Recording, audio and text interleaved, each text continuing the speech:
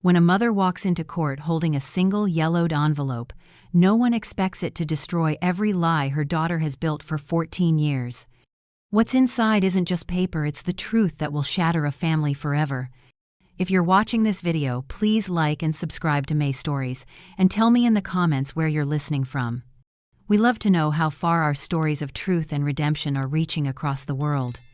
The sound of the gavel cracked through the air like a gunshot, and for a moment, I thought my heart had stopped.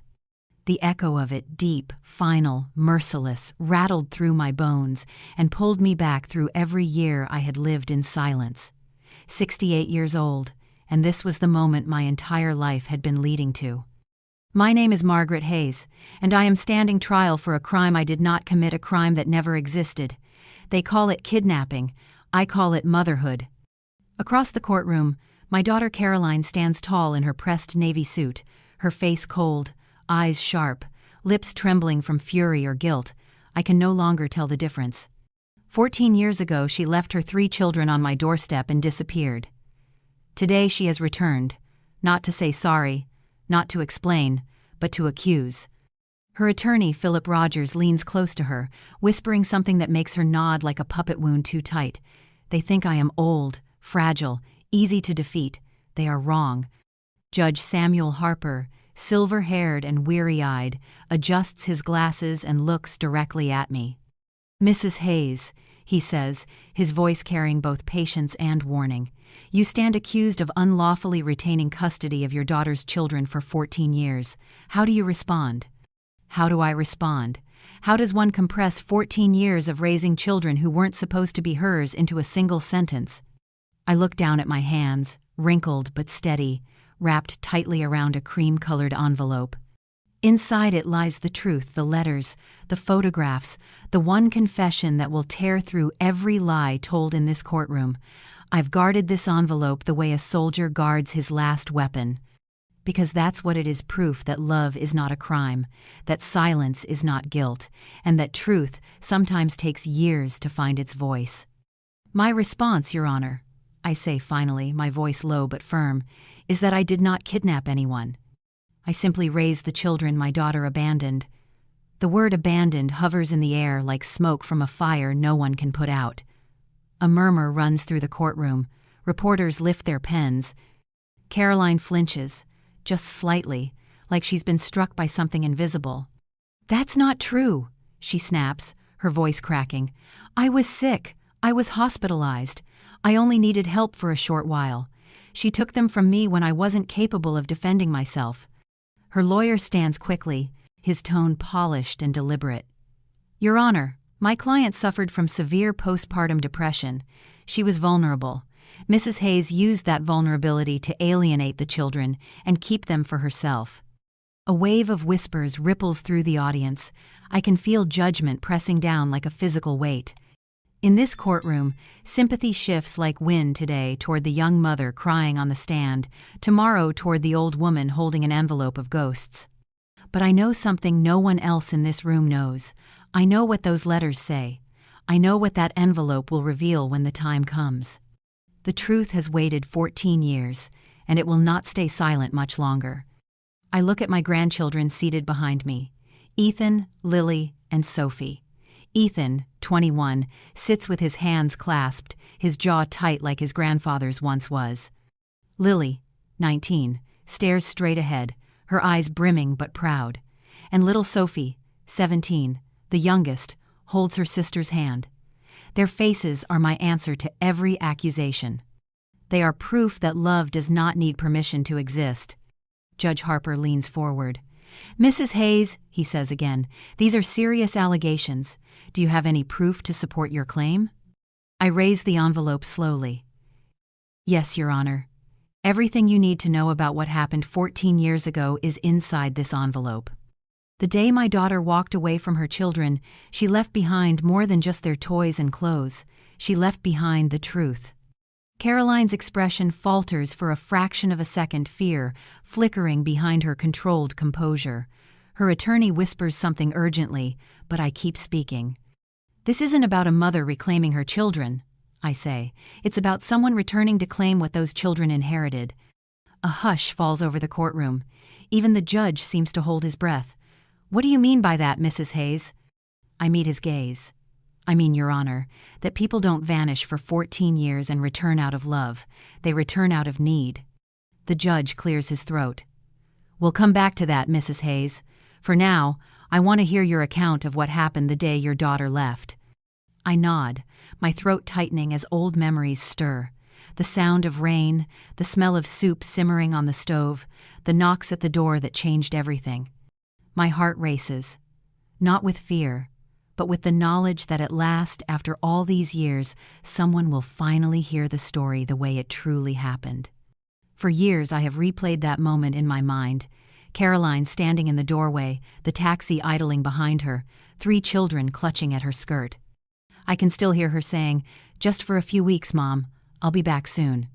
Weeks turned into months, months turned into years.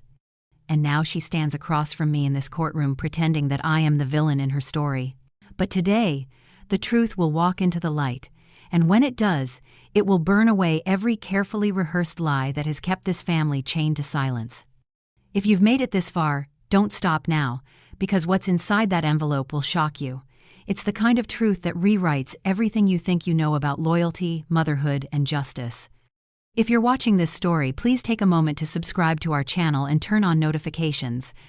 Your support helps us keep bringing you powerful, real-life stories of family, courage, and the price of truth. Thank you for standing with us. It truly means the world. Before we continue to the next part of the story, let me ask you something. If you were in Margaret's place facing the daughter who abandoned her own children and now calls you a kidnapper, what would you do? A. Forgive her immediately and hope she has changed. B. Defend yourself and protect the children, no matter the cost. Comment your answer below A or B and tell us why. Your thoughts might just become part of our next story. The judge's voice faded into the hum of whispers filling the courtroom. People leaned forward on the benches, curious and uneasy, as if sensing that what was about to unfold would unravel far more than a family dispute. I sat there, my pulse steady now, my fingers tracing the edge of the envelope in my lap. For 14 years I had waited for this moment, for someone to finally ask, not accuse, but truly ask what happened. "Mrs. Hayes," the judge said again, "if you wish the court to understand, begin at the beginning." I took a breath, slow and deliberate, and met his eyes. "Then I will tell you exactly what happened the day my daughter walked away from her children." Caroline's lawyer leaned toward her, whispering, but she didn't look at him. She stared at me, angry, frightened, or both. I could still see the girl she used to be hidden somewhere behind those guarded eyes. That made it harder, not easier. It was October, 14 years ago, the kind of afternoon when the clouds hang low and the smell of rain seeps into the house. I had just returned from my doctor's appointment with another list of pills for my arthritis and a reminder that I should take it easy. The idea of slowing down was laughable. I'd been doing everything alone since my husband died. The knock came so suddenly that I spilled the chamomile tea I'd been pouring. When I opened the door, Caroline stood there. Her hair was tangled, her coat unbuttoned, and her hands trembled as she held onto 3 small figures clinging to her skirt. Ethan was 7, Lily 5, and little Sophie barely 3. They looked exhausted, their faces streaked with dirt and tears. "Mom," she said, her voice thin and breathless, "I need your help." She pushed past me into the kitchen, her movements frantic. She carried a plastic bag, one of those grocery ones you get at the corner store, filled with a few wrinkled clothes, a toothbrush, a pair of shoes that didn't match. "It's just for a while," she murmured. "Just a few weeks. I need to sort things out." I asked her what had happened. Had she lost her job? Was she in trouble? Was someone hurting her? But she wouldn't meet my eyes. "I'll come back soon," she said instead. Ethan reached for her hand. "Where are we going, Mommy?" he asked. She bent down and kissed the top of his head. "You're staying with Grandma for a bit, sweetheart." He frowned, confused. "But I want to go with you." "I'll come back," she said again. Then she turned toward the door. It all happened in less than 5 minutes. No suitcase, no instructions, no promise beyond those 3 words, "I'll come back." The taxi was already waiting outside. I called after her, "Caroline, wait." But she didn't turn. The door slammed, and the engine roared. Through the window, I watched her step into the car without once looking back. Inside, the house fell silent except for the sound of Sophie crying. The smallest one clung to my leg, her little hands shaking. I lifted her into my arms and held her close. She smelled of rain and stale milk. That night, I bathed them all, dressed them in old clothes I had kept from when Caroline was small, and made soup from what little I had in the pantry. Ethan kept asking when his mother was coming back. Lily said she was hungry but too tired to eat. Sophie fell asleep in my lap, her fingers wrapped around the buttons on my blouse. I told Ethan, "She'll come back soon." I wanted to believe it as much as he did. Days passed, then weeks, then months. I wrote to the last address I had for Caroline, but the letters came back unopened. I called every hospital I could think of. I even went to her old apartment, where the landlady told me she'd left without paying 3 months' rent and without leaving a forwarding address. When I returned home that evening, I sat in the kitchen long after the children had gone to bed, staring at the teacup still sitting where I had dropped it that day. I realized something then, something I didn't say out loud until years later. My daughter hadn't just left, she had disappeared, and the children were mine now, whether by blood or by promise. The judge listened quietly as I spoke, his pen unmoving. Around us, the room had fallen completely silent. "Your Honor," I continued, "that was 14 years ago. I never meant to replace their mother. I never asked for this life. But when you wake up to 3 children who have no one else in the world, you don't think about paperwork or permission. You just feed them.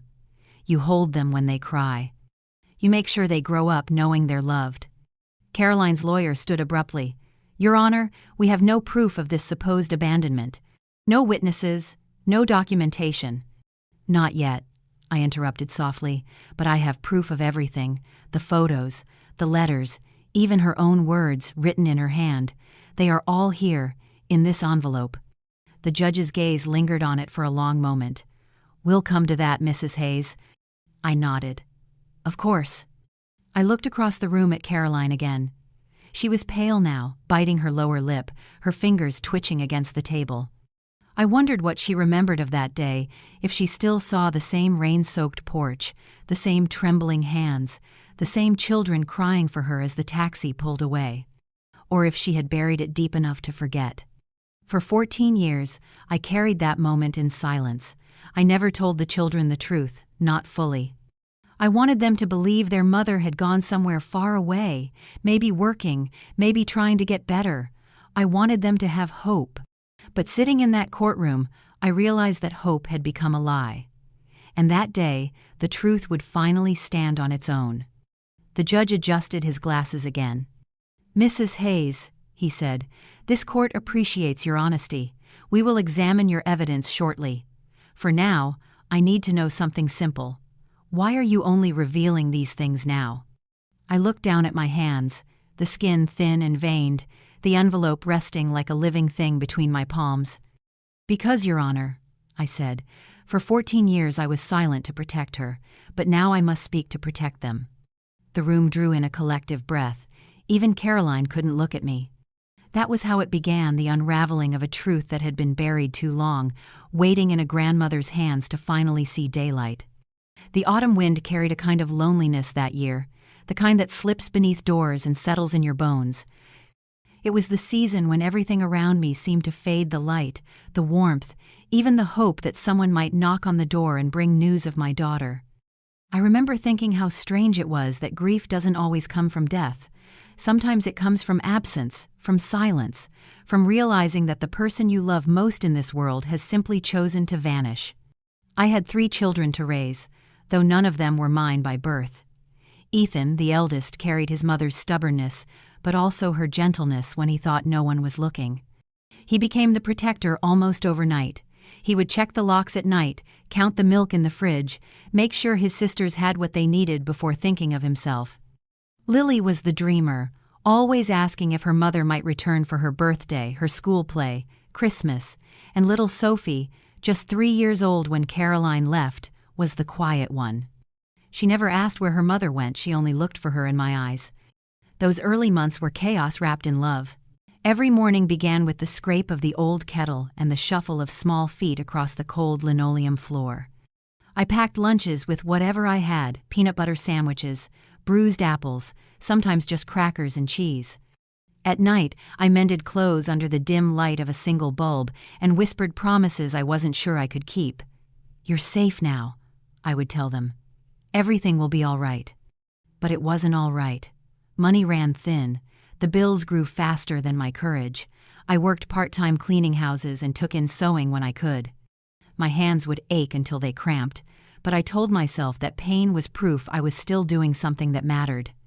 There were moments when exhaustion pressed so hard on my chest that I thought I might stop breathing, but every time one of those children laughed, it pulled me back to life. The hardest part was not knowing where Caroline was or why she had left so completely. I told myself she must have been desperate, that she had made mistakes she didn't know how to undo. I imagined she might call one day, voice trembling, asking for forgiveness, but months turned into years, and the silence grew heavier. I stopped waiting for her. That, too, became its own kind of heartbreak, learning how to stop waiting for your child.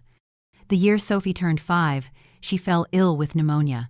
I remember the panic in the doctor's eyes when he said she needed immediate hospitalization. I rushed her to St. Joseph's, where the nurse asked for a parent's signature on the admission forms. I hesitated only for a second before writing my own name.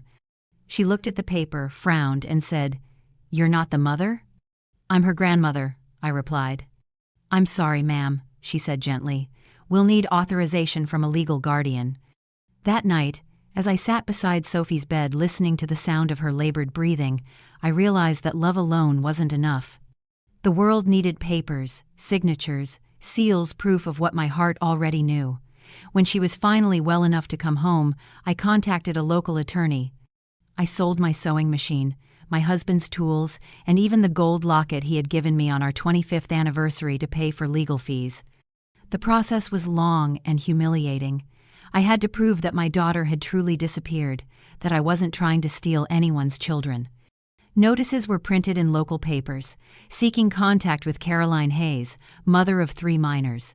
I remember waiting every morning for the mail carrier, hoping against hope for a reply, though part of me knew there would be none. It took nearly 2 years before the court granted me temporary guardianship. The judge, an older woman with kind eyes, said, "Mrs. Hayes, the law can only do so much. The rest is on you." She meant the love, the work, the sleepless nights that part the law could never write down. Those years taught me what it means to start over when you thought your life was already settled. I became mother again, though I had never planned to be. I learned the language of school forms, the patience for homework, the art of pretending I wasn't scared when money ran out. There were nights when I sat by the window after everyone had gone to bed, listening to the faint hum of the refrigerator and thinking about Caroline. I wondered if she ever thought of them. If she knew Lily had started writing poems, if she'd be proud that Ethan had won a science fair ribbon, or that Sophie had finally learned to spell her name. Each milestone was a quiet miracle, tinged with the ache of who wasn't there to see it.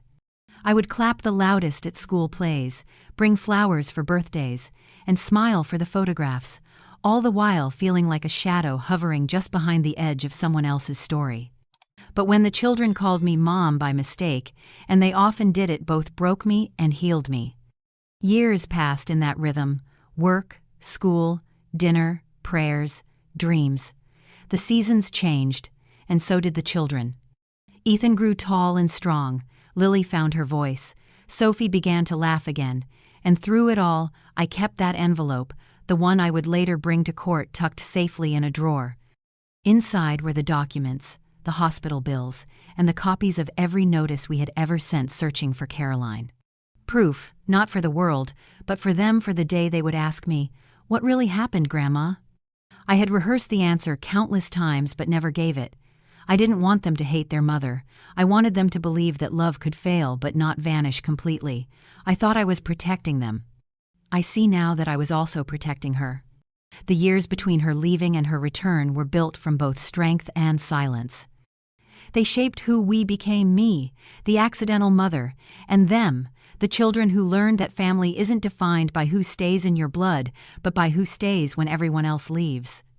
By the time I stood in that courtroom years later, I knew one thing with unshakable certainty: the truth would finally speak. not to destroy anyone, but to remind the world that love, when tested, does not disappear. It only transforms into something stronger, something worth defending, even against your own flesh and blood.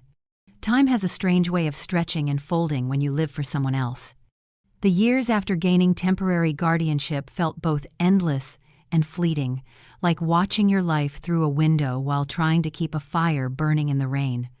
The children were growing, the world kept moving, and I was learning how to build a new kind of family from the fragments left behind. There were mornings when I woke before dawn, the weight of responsibility pressing against my chest, wondering how I would keep everything together for one more day. But I always did, because that is what love demands. It does not ask for permission to endure. The first challenge came almost immediately after the court papers arrived. Legal guardianship sounded like protection, but in practice, it was a list of duties carved into bureaucracy. Every year, I had to file updates with the court, sign school forms under watchful eyes, and answer awkward questions from teachers who wondered why the children's mother never appeared at meetings. Some pitied me, others judged me. I learned to ignore both. Still, there were moments of grace: Ethan helping me carry groceries, Lily reading to me while I cooked, Sophie humming softly as she drew pictures of our little family. They gave purpose to every ache in my joints, every bill I wasn't sure how to pay. I learned to make casseroles from scraps, to stretch $1 further than logic should allow. We were poor in money, but rich in loyalty. It was my neighbor, Irene Collins, who reminded me that I wasn't completely alone. She was a widow, too, and we shared coffee most mornings before I headed to clean houses or hem dresses for extra income. "You're doing God's work, Margaret," she'd tell me. But even God rested one day a week. I'd smile at that, though rest was something I hadn't felt in years. The turning point came one summer evening when a letter arrived from the county office.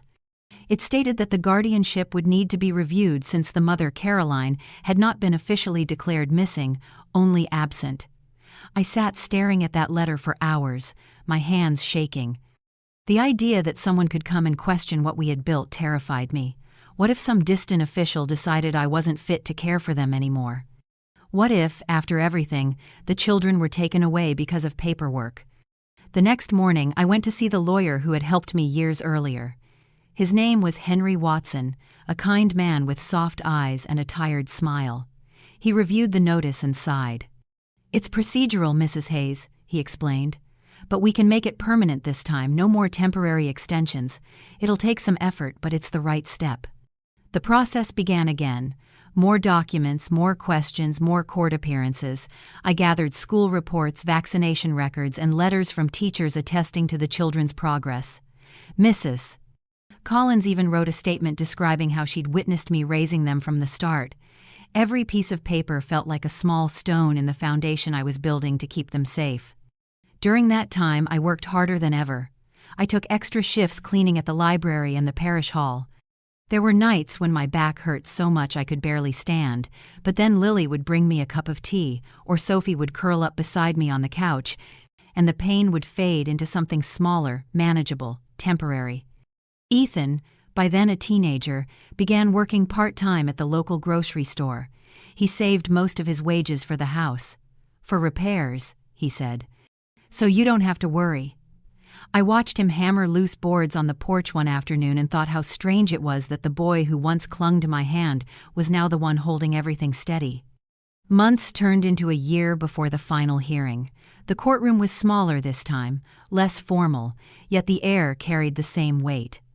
I remember standing before the judge, my heart pounding as if it might give out. The children sat behind me in their Sunday clothes, quiet and serious. "Mrs. Hayes," the judge began, "you've demonstrated consistent care and stability for these minors. The absence of their biological mother is duly noted. Effective immediately, this court grants you permanent guardianship of Ethan, Lily, and Sophie Hayes." The words washed over me like sunlight after a long winter. Permanent. For the first time, I felt the ground beneath my feet solidify. I thanked the judge through tears I hadn't planned to shed. Ethan squeezed my shoulder, and I could feel the silent relief in that gesture, the kind that comes when a storm finally passes. We celebrated quietly that evening. I made fried chicken and mashed potatoes, the children's favorite, though the oil splattered and the potatoes were lumpy. We didn't care. We ate by candlelight when the power flickered out, laughing at how the shadows on the walls looked like angels dancing. For that one night the world felt fair. But even in that joy, a part of me stayed restless. I often caught myself glancing toward the mailbox, half expecting another letter from the past to arrive. I knew, deep down, that the story wasn't over. People who disappear have a way of returning when it's least convenient. In the years that followed, I continued to keep records of everything: medical bills, school awards, even old letters that came back marked "Return to Sender." I placed them all inside the same envelope, the one that now sits before me in court. It was more than a collection of documents. It was a map of our lives, proof of what love had built in the absence of apology. That envelope became my shield. It reminded me that the law had finally recognized what the heart had known all along. I was their guardian, not because of paperwork, but because of the years spent choosing them every single day. Looking back, those were the hardest years of my life and also the truest. They taught me that motherhood isn't defined by who gives birth, but by who stays when everyone else walks away. They taught me that love, when stripped of everything else, money, comfort, pride, becomes something unbreakable. And it was that love, written in every sleepless night and every sacrifice, that would soon be tested again when Caroline came back, not to thank me, but to try and take them away. It happened on a quiet afternoon, years after I thought the ghosts of the past had finally settled. The children were nearly grown. Ethan was in his second year of college, Lily had started working at a local bookstore, and Sophie was preparing for her high school graduation. We were finally breathing easily. The house felt lighter, full of laughter, and the steady rhythm of ordinary life. Then one spring day, the doorbell rang, and with it, the peace I had built began to crack. I remember wiping my hands on a kitchen towel as I walked to the door, expecting perhaps a neighbor or a delivery man. But when I opened it, time itself seemed to stumble. There she was, Caroline, my daughter, standing on the porch with her back straight and her expression unreadable. She wore a tailored gray coat, her hair sleek and carefully styled. She looked nothing like the disoriented woman who had once left her children crying at this very doorstep. And yet, behind that polished exterior, I sensed something cold and brittle, something calculated. "Hello, Mother," she said. Her voice was calm, too calm, like a line she had rehearsed. For a moment, I couldn't speak. My tongue felt thick, my throat dry. "Caroline," I managed at last, "you're alive." She smiled faintly. "Of course I am. You sound surprised." "How could I not be?" I whispered. "You vanished without a word. 14 years, Caroline." "I know," she said, glancing past me toward the living room where Sophie's graduation gown hung on a chair. "And I'm here to fix that." Behind her stood a man in a dark suit, holding a briefcase. He was younger than her by several years, with a lawyer's guarded politeness written all over his face. "This is Philip Rogers," she said. "My attorney." The word attorney hit me like a blow I hadn't braced for. "Your attorney?" "I've come to reclaim what's mine," she said simply. "My children." I felt the world tilt. "Your children? Caroline, they're not children anymore. They're nearly adults." "That doesn't change what was taken from me," she said. Her tone was smooth, but there was something sharp underneath, something rehearsed and cruel. "You had no right to keep them. You knew I was unwell. You should have waited." I laughed, a dry, bitter sound I didn't recognize as my own. "Waited? For 14 years? Philip stepped forward slightly. "Mrs. Hayes, we don't want to make this harder than it needs to be. My client simply wishes to re-establish custody and correct the record. You'll be contacted with formal notice soon." "Formal notice?" I repeated. "Is that what you call this? After all these years, you show up with a lawyer and pretend this is about paperwork?" Caroline's eyes flickered. "You've turned them against me. I want to make things right."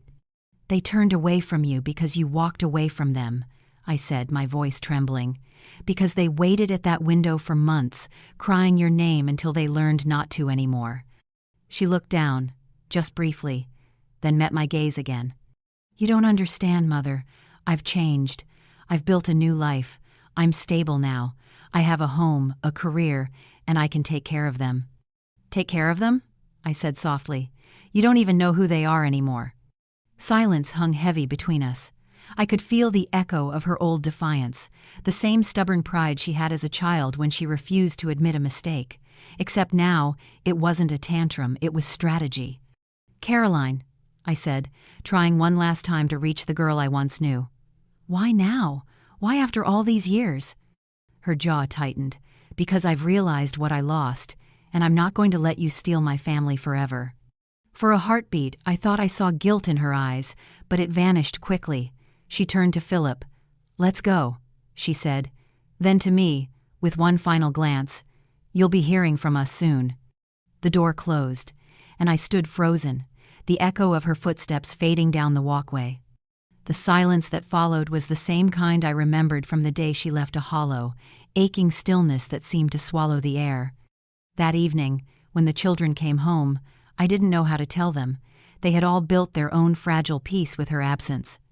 Sophie noticed first, spotting the business card Philip Rogers had left on the entry table. "Who's this?" she asked. I hesitated. "Your mother came by," I said quietly. The room fell silent. Ethan's expression hardened, Lily's hands trembled, Sophie just stared. "She wants to take you back," I said. "She's hired a lawyer." Ethan stood up so fast his chair scraped the floor. "She can't. She has no right." "She's your mother," I said softly. He shook his head. "No, Grandma, you are." I wanted to cry, but I didn't. I knew this wasn't over. People don't reappear after 14 years unless they want something, and I could sense there was more to this than motherhood or remorse. There was calculation in her every word, and I needed to understand why. 2 weeks later, a letter arrived by certified mail. Inside was a court summons. The words blurred as I read them, but one phrase cut through everything else: petition for custody and financial review of the Hayes estate. That night, I sat at the kitchen table long after everyone had gone to bed. The envelope lay open before me, its contents like a wound that wouldn't close. I knew then that Caroline's return wasn't an act of love. It was a move on a chessboard I didn't yet understand. Somewhere behind her polished composure, there was a motive, something that had nothing to do with the children and everything to do with money. But I also knew this. I wasn't the same woman I had been when she left. I had faced storms worse than her silence. I had rebuilt lives from ashes. If she wanted a battle, I would give her one, not out of anger, but to protect the family she had once abandoned. As the clock ticked past midnight, I placed the summons beside my old cream-colored envelope, the one filled with years of proof, love, and truth. I whispered into the quiet house. She may have forgotten the truth, but I haven't. And the truth always finds its way home. The day the envelope was opened in court, the air felt heavy enough to break. The walls seemed to close in, pressing against the silence that followed the judge's command. For years, that envelope had lived quietly in the back of a drawer, hidden beneath folded linens and old bills. I had carried it through every chapter of my life, knowing that one day its contents would no longer be mine to guard. Now it lay on the wooden table, thin and ordinary in appearance, yet powerful enough to change everything. "Mrs. Hayes," the judge said gently, "you may proceed." I rose slowly, the ache in my knees reminding me of every year that had passed since the day Caroline disappeared. My fingers shook as I slid the envelope across the table to the clerk. 14 years of silence rustled in that sound, the soft scrape of paper, the unsealing of truth. The clerk unfolded the first photograph, and the courtroom fell into a hush. The pictures were not dramatic, no staged evidence, no shocking violence, just quiet suffering captured in frozen moments. Ethan's shoes with holes worn through the soles. Lily sitting on the front steps with her hair tangled and her eyes hollow. Sophie clutching a threadbare teddy bear half her size. I had taken those photographs not to prove anything, but to remind myself that what I was doing mattered, that I had saved them from a kind of slow disappearance. Now those memories had become evidence. The clerk handed the photos to the judge, who studied them silently. Then he nodded for the next item. The first letter was yellowed at the edges, written in Caroline's familiar slanted handwriting. I had read it 100 times in the early years, searching for an apology that never came. "Mom," it began, "I met someone. His name is Daniel Crawford. He says we can start fresh, but he doesn't want to deal with my past. You always told me love means sacrifice, so I'm making one. Please take care of the kids until I can figure things out." There was no address, no phone number, no promise of return, just those final words that once felt like a knife turned gently but endlessly in my heart. The second letter was written 2 months later, mailed from another city. The handwriting was rushed, the sentences fragmented, as if written between lies. "I'm pregnant, Mom. Daniel thinks this is our chance to build something real. I can't come back now. Tell the kids I'm working, that I'll send for them soon." I remembered the day that letter came.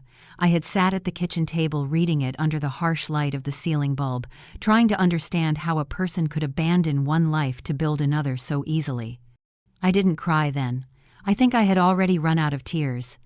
The third and final letter was the hardest to hear read aloud. The clerk hesitated before unfolding it, but the judge nodded, urging him on. The paper was thin, the ink faded, but the words were still legible enough to wound. "Mom, please stop sending letters. It's over. I have my own family now. Tell the children I went far away for work. Don't let them hate me." The courtroom was silent except for the faint creak of wooden benches as people shifted uncomfortably. Caroline's lawyer, Philip Rogers, stood abruptly. "Your Honor, these letters are clearly taken out of context," he said. "My client was suffering from depression and confusion. These can't be used to question her maternal rights." The judge looked at him sharply. "Mr. Rogers, your client wrote these letters of her own accord. Are you suggesting they're forgeries?" Philip hesitated, glanced at Caroline, then muttered, "No, Your Honor." I turned to look at my daughter. She sat rigidly, her face drained of color. For the first time since her return, she seemed uncertain. There was a tremor in her hand as she tucked a strand of hair behind her ear. She couldn't meet my eyes. "These letters," I said softly, "were never meant for anyone else to read. I kept them because I believed they were the last pieces of my daughter's honesty. I never showed them to the children. I didn't want them to grow up hating her, but now that she's chosen to bring us all here, the truth must speak for itself." The judge nodded slowly. "Continue, Mrs. Hayes." "There's one more document," I said, pulling a folded sheet from the envelope. "It's dated November 4th, 2009, written 3 days after she left the children with me." I handed it to the clerk. It was short, barely half a page. I, Caroline Hayes, willingly relinquish custody of my children to my mother, Margaret Hayes, until further notice. This is my decision, made of sound mind. Caroline gasped, her chair scraping against the floor. "That's not real," she cried. "You forged that." But before her lawyer could speak, the judge interrupted. "Mrs. Hayes, do you have proof of authenticity?" "Yes, Your Honor," I said. The former landlady of Caroline's apartment, Mrs. Pauline Grant, witnessed her writing and signing it. She submitted a statement to that effect. Philip Rogers looked as if he'd swallowed something sour. Caroline covered her face with her hands, shaking her head. "I didn't know what I was doing," she murmured. "I was lost. I was scared." I wanted to believe that. For years, I had tried to. But her sudden return, the lawyer, the court papers, the timing made it impossible. This wasn't remorse, it was desperation. When the judge finished reading, he folded the document carefully. "This renunciation appears voluntary and coherent," he said. "It will be admitted into evidence." A murmur rippled through the courtroom. I exhaled, a sound somewhere between relief and sorrow. For so long, I had carried these papers like a burden, afraid of what they might destroy. Now I saw that truth does not destroy, it reveals. I looked at Caroline one last time. Beneath the exhaustion in her face, I saw something unexpected: fear. Not fear of losing a case, but fear of losing the version of herself she had created all these years. The woman who claimed she had been wronged was slowly crumbling under the weight of her own words. When the judge called for a recess, I sat down heavily, my body trembling. Ethan reached forward from the bench behind me and touched my shoulder. "You did the right thing, Grandma," he whispered. I nodded, though tears blurred my vision. "The truth always costs something, Ethan. I said quietly, but silence costs more. As the courtroom emptied, Caroline remained seated, staring at the letters spread before her. For the first time, I didn't see her as an adversary or a stranger. I saw her as the little girl she once was, the one who used to run into my arms after a nightmare. And though I knew forgiveness would take a lifetime, I also knew that speaking the truth, at last, was the first step toward it. When the court reconvened that afternoon, the air had shifted.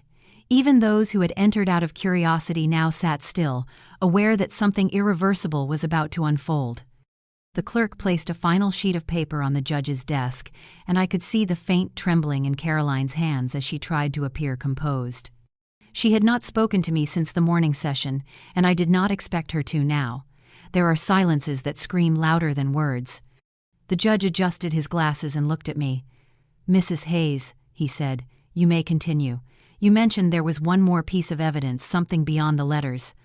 I rose, my knees protesting, and nodded. "Yes, Your Honor. It is what I feared most to reveal, the truth written in my daughter's own hand, the renunciation of parental rights." The courtroom buzzed in low murmurs. I opened the folder carefully and drew out a folded page, yellowed and soft at the creases from being handled too often. I remembered the night I found it, tucked behind one of the children's old drawings, the ink faded but the pain still sharp. I had almost destroyed it once, thinking that some truths were too cruel to keep. But a mother's instinct told me to preserve it, not as revenge, but as protection. I handed the document to the bailiff, who passed it to the clerk. He read aloud, his voice clear and deliberate, each word echoing like a bell that could not be unrung. "I, Caroline Hayes, willingly relinquish custody and guardianship of my children, Ethan, Lily, and Sophie Hayes, to my mother, Margaret Hayes. This is my decision made of sound mind and by my own will, signed the 15th of October, 2009. The sound of her name being read alongside those words made Caroline flinch as if struck. Her lawyer immediately rose. "Your Honor, we object to the admission of this document. It is unnotarized and could have been written under duress." The judge's eyes narrowed. "Do you dispute that this is your client's handwriting?" Philip Rogers hesitated. "We haven't verified." "I have," I said quietly. "Mrs. Pauline Grant, who was Caroline's landlady at the time, witnessed her writing this. She gave a signed statement. It's been submitted to the court." The judge nodded. "The statement has been reviewed. It will be admitted." Caroline's voice cracked as she stood. "I wasn't thinking straight. I was sick. I was alone. "Miss Hayes," the judge interrupted, "the date on this document is 3 months after the initial letters you wrote to your mother, 2 months before your marriage to Daniel Crawford. The handwriting is consistent, the tone coherent. You were not under medical care at that time." Her mouth opened, but no words came out. She sank back into her chair, tears streaking the makeup from her face. I wanted to close my eyes, to turn away, but I couldn't. The truth, once spoken, demands witnesses. The judge looked down again at the document, tracing a line under the signature with his pen. "This," he said finally, "is the moment everything changed." He turned to Caroline's lawyer. "You will find it difficult to argue incompetence when your client's written statements across several months are consistent in thought and intention. If there is further evidence to support her claim of coercion, it must be presented now." There was none. For a long time, the only sound was the rustle of papers being gathered, the occasional cough, and the faint sniffle of someone in the back row. My heart ached, not from triumph, but from loss. Every word that protected me also wounded her, because every word was a reminder that she had once chosen to leave. Then the judge spoke again. "Mrs. Hayes, while this renunciation establishes your legal right to guardianship, I must ask, why present it now after so many years?" I took a deep breath. "Because I never wanted it to come to this," I said. "I believed my daughter might come back changed. I thought time might teach her what words could not. But when she returned, it wasn't to ask for forgiveness, it was to take what she believed she'd lost. I had to protect the truth before it was twisted into something else." He nodded slowly, then turned to Caroline. "Miss Hayes, do you wish to explain why you filed for custody at this time?" Caroline hesitated. Her lawyer leaned toward her, whispering urgently, Finally, she lifted her chin. "Because I deserve another chance," she said, "because she stole my family." The judge's gaze didn't waver. "Did you know your late uncle, Henry Hayes, left an inheritance for each of your 3 children, $50,000 apiece?" Caroline froze. Her lips parted, but no sound emerged. The silence that followed was thick with recognition. The courtroom audience murmured softly. "Yes," the judge continued. "Records show you consulted an attorney and filed this case less than 3 months after your uncle's estate was finalized. You had not contacted your mother for 14 years prior. Is that correct?" Caroline's face crumpled. "It's not about money," she said weakly, but even she didn't seem to believe it. I spoke softly, my voice steady despite the tremor in my chest. "Your Honor, I didn't want to believe that was her reason. I prayed it wasn't. But when she returned, it wasn't the children she asked about, it was the trust. The inheritance, the bank letters I never showed her. That's when I knew what this truly was." The judge leaned back in his chair, expression grave. "The court will take this into account." He turned to Caroline once more. "Miss Hayes, you may not realize it, but every choice you've made here has consequences. This case began as a plea for motherhood, but what I see before me is an attempt at possession of both children and assets." Caroline buried her face in her hands, sobbing quietly. Philip Rogers placed a hand on her shoulder, but she shrugged it away. I stood there in silence, feeling no victory. This wasn't justice. I was after it was closure. I had wanted my daughter to find her way back home, not to fall apart in front of the world. But life doesn't give us the endings we imagine. It gives us the ones we earn. The judge set the papers aside and folded his hands. "We'll reconvene tomorrow for final statements," he said. His voice softened then, almost fatherly. "Mrs. Hayes, I commend your strength. Miss Hayes, I urge you to think about what truly matters before tomorrow's session." When the gavel struck, the sound echoed deep within me. I gathered my things slowly, the envelope once again resting in my hands. Its weight felt lighter now, though its meaning had only grown heavier. As I turned to leave, Caroline's voice called out faintly behind me. "Mom," she whispered, "did you ever stop loving me?" I didn't turn around. "No," I said softly. "That was the one thing I never gave up." And in that moment, I realized love doesn't erase truth, it only makes it bearable. The morning of the final hearing dawned gray and silent, as if the world itself was holding its breath.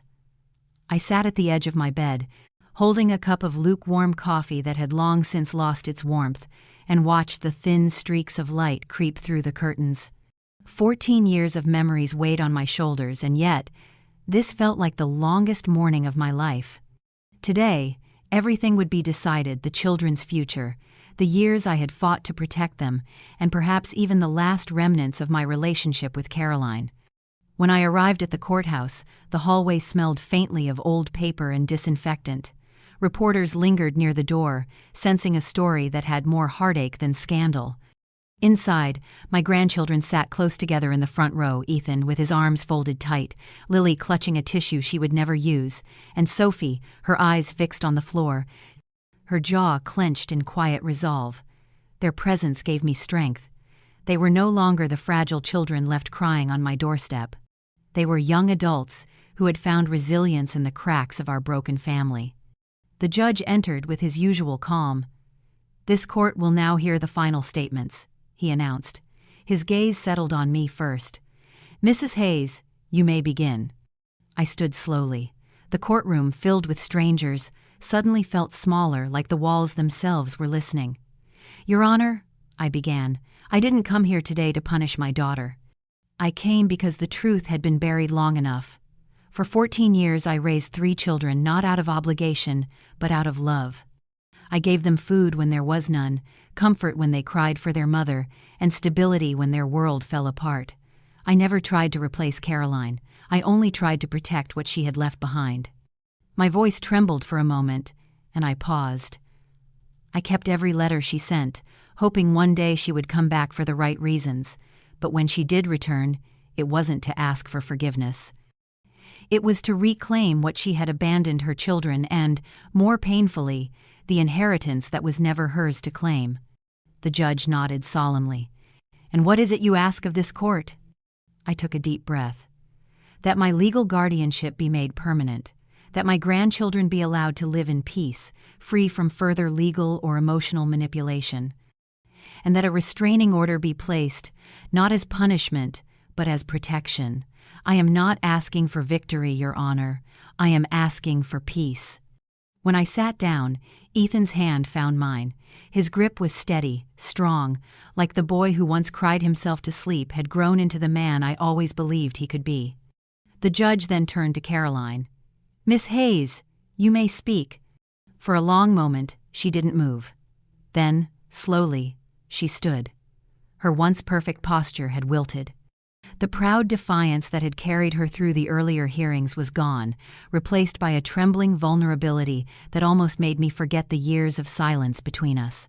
"Your Honor," she said, her voice barely above a whisper, "I made mistakes, terrible ones. I was young and scared. I didn't know how to be a mother. I thought leaving them with my mom was the best thing I could do, but I was wrong. I abandoned them. I abandoned her." Her gaze flicked toward me, "and I'll live with that for the rest of my life."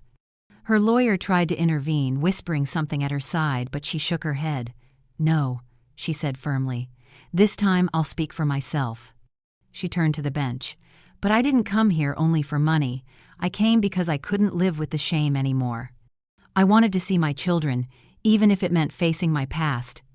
Her voice cracked, and for a brief second, she looked like the little girl I once cradled after her first heartbreak. "I know I can't erase what I've done. I know they hate me, but I wanted to try." The judge listened, expression unreadable. "Miss Hayes, your honesty is noted," he said gently. "But the law cannot be built on emotion alone. The documents and testimony presented paint a clear picture of neglect and deliberate abandonment. I will take everything under advisement before giving my final decision." Caroline nodded slowly, tears streaking her face. I wanted to reach for her to tell her that I believed some small part of her regret, but I knew this was not the moment for comfort. Some lessons can only be learned in silence. The judge called for a brief recess. I stepped out into the hallway, the cold marble floor echoing beneath my shoes. Outside the window, spring rain began to fall, streaking the glass like the world was washing itself clean. Caroline stood a few feet away, clutching her coat to her chest. "Mom," she said softly when she saw me. "Can we talk?" I hesitated, then nodded. She took a shaky breath. "I know I don't deserve forgiveness. I know I hurt you, and I hurt them. But I need you to know I wasn't trying to destroy you. I was trying to survive. Daniel left me years ago. I thought if I could get the kids back, maybe I could have something pure again, something to fill the hole I made in myself." Her words were fragile, like a confession spoken too late. "Caroline," I said gently, "you can't build love out of guilt. You can only build it out of truth, and truth means accepting what you've done." She nodded, eyes downcast. "Will you ever forgive me?" "I already have," I said, "but forgiveness doesn't mean forgetting, and it doesn't mean I'll let you hurt them again." When the court resumed, the air was heavier than before. Everyone knew it was nearly over. The judge's voice was calm, deliberate. "This court finds that Mrs. Margaret Hayes shall remain the legal guardian of minors Lily and Sophie Hayes until they reach the age of majority. Miss Caroline Hayes is prohibited from making further custody claims without substantial evidence of personal rehabilitation. Furthermore, given the documented threats and financial motives, a restraining order of 5 years will be enacted." The gavel struck once, sharp and final. Caroline collapsed into her chair, sobbing openly. I didn't feel triumph, only sorrow. I had won the case, yes, but the cost was the final fracture of a bond that had already been bleeding for years. As I gathered my papers, Ethan stood beside me, tall and solemn. "You did it, Grandma," he said quietly. "You protected us."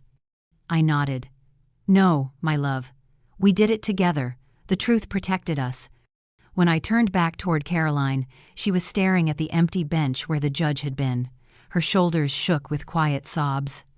I thought of the girl who once held my hand walking to school, the daughter who used to leave drawings on the refrigerator. For a moment, I wanted to tell her everything would be all right. But I knew that would be another lie. Because sometimes, Love means walking away even from the people who once called you home. 3 months passed after the trial, yet the echo of the gavel still lived somewhere in the back of my mind. Every morning, when the first light slipped through the kitchen window, I would sit with my tea and listen to the soft hum of life moving on. The quiet no longer felt heavy, it felt earned. The house, once filled with anxiety and the constant dread of losing what I loved most, had finally become a place of peace again. Ethan had started college on a scholarship he worked tirelessly for, his laughter echoing through phone calls at night. Lily, who had inherited my love for books, spent her days in a cozy bookstore downtown, saving every penny to pay for her writing courses. And Sophie, my youngest, practiced her guitar every evening in the living room. The same hands that once trembled in fear now strummed strings with confidence. I had watched them grow from frightened children into capable young adults, and for the first time in years, I allowed myself to breathe deeply, without fear that the world would collapse again. But peace, I had learned, was never permanent. It was something you maintained one decision at a time. One evening, as the golden light of sunset stretched across the kitchen walls, my neighbor and old friend, Mrs. Allen, arrived with her familiar urgency. She carried a basket of bread, and that expression that always meant she had something heavier than gossip to share. "Margaret," she said softly, "I just came from town. Caroline's not doing well." The name hit me like an unexpected wind. I hadn't heard it spoken aloud in weeks. "What do you mean?" I asked carefully. Mrs. Allen sighed. "She's living in a small apartment near the bus station. Word is she's lost her job. Her partner left her. She's been asking people if you're okay, if the children are still in school." She paused, as if choosing her next words delicately. "She looks thinner, lonely, but she's been keeping to herself." I sat in silence. There was no joy in hearing that she was suffering. If anything, a dull ache grew inside me. No matter what she had done, she was still my daughter. For years I had told myself that compassion and boundaries could coexist, but sometimes even the strongest boundaries trembled at the sound of a wounded voice you used to sing lullabies to. That night, I couldn't sleep. The rain outside fell steadily, drumming softly on the roof. I thought about the years she'd been gone, the anger, the fear, the betrayal, and how every wound between us had been carved deeper by silence. I remembered the look in her eyes the last day of court. Not defiance, but emptiness, and I knew what that emptiness meant. It wasn't malice anymore, it was defeat. The next morning I drove into town. The address Mrs. Allen had given me led to an old building with peeling paint and narrow stairs that creaked under my weight. When I reached the door marked 3B, I hesitated. The hallway smelled of detergent and loneliness. I could have turned back, and maybe no one would have blamed me. But motherhood doesn't end when justice is served, it lingers even when love is fractured. I knocked softly. After a long pause, I heard footsteps, slow and uncertain. Then her voice, barely recognizable. "Who is it?" "It's me," I said. "Your mother." There was a silence long enough to make me think she wouldn't open the door, but then the latch clicked, and the door creaked open. Caroline stood before me like a ghost of the woman I remembered, her hair unkempt, her eyes hollow, her shoulders hunched beneath the weight of 1,000 regrets. For a moment, neither of us spoke. Then she whispered, "Why are you here?" "I brought some things," I said, lifting the grocery bag in my hand. "Food, just for the week." She looked at the bag, then at me. "You didn't have to." "I know," I said gently, "but I wanted to." Inside, the apartment was bare but clean. A small table by the window, a worn couch, a stack of unpaid bills. I placed the groceries in the kitchen without waiting for permission. She sat on the couch, her hands clasped tightly in her lap. "I lost my job last month," she said quietly. "The clinic let me go. I've been cleaning offices at night, but it's not enough." "What about Daniel?" I asked softly, though I already knew the answer. Her lips trembled. "He's gone. Took our son with him. Said he couldn't live with someone who'd thrown away $150,000 over pride. He called me a failure." Her voice cracked on the last word, and she covered her face. "He's right, Mom. I ruined everything." I sat beside her. For a long time I said nothing, Words felt useless in the face of so much pain. Finally, I said, "Caroline, failure isn't what happens when you fall. It's when you stay down and stop trying to be better." She shook her head. "You still think there's hope for me?" "I wouldn't be here if I didn't," I said. "But hope doesn't mean I'll erase what you did. You need to face the truth before you can heal. You abandoned your children, not because you were weak, but because you were afraid. Afraid of responsibility. Afraid of yourself. That's what you need to fix, not me, not them, not the past." Tears streamed down her face. "Do you think they'll ever forgive me?" "I don't know," I said honestly. "Forgiveness isn't something you earn. It's something that happens when you've changed enough for others to see it." I looked at her, then the hollow cheeks, the fragile hands, and added softly, "If you want their forgiveness, start by forgiving yourself." When I left, she followed me to the door. "Will you come back?" she asked. I turned to her. "That depends on what you do next, Caroline. I've given you food today, but the rest you have to find on your own." Back home, the house was warm and bright. The sound of Sophie's guitar floated down the hallway, the melody calm and familiar. For the first time in a long while, I didn't feel anger when I thought of my daughter. I felt something quieter, something I hadn't allowed myself to feel in years. Mercy. Later that night, I stood by the window, looking out at the moonlit garden. Life had not given me the daughter I dreamed of, but it had given me the strength to love her without surrendering to her mistakes. That, I realized, was the true definition of motherhood. Not perfection, not forgiveness without consequence, but the courage to keep loving even when love hurts. A year has passed since that final day in court, and time, in its quiet and relentless way, has softened the sharpest edges of what once felt unbearable. The house still creaks in the same familiar places. The morning light still falls across the kitchen table where I drink my tea and read the newspaper, but the silence that fills the rooms now is different. It is not the silence of worry or waiting, it is the silence of peace. For the first time in many years, I can hear my own thoughts without fear of what might come next. Ethan calls often from the city where he now works as a civil engineer. His voice carries a confidence I never had at his age, and when he says, "Grandma, I'm doing all right," I hear not just reassurance but gratitude. Lily is in college studying literature, always sending me pages of her writing stories about resilience, about women who survive what others think will break them. I see so much of myself in her gentle strength. And Sophie, my youngest, plays her guitar at local cafes on weekends.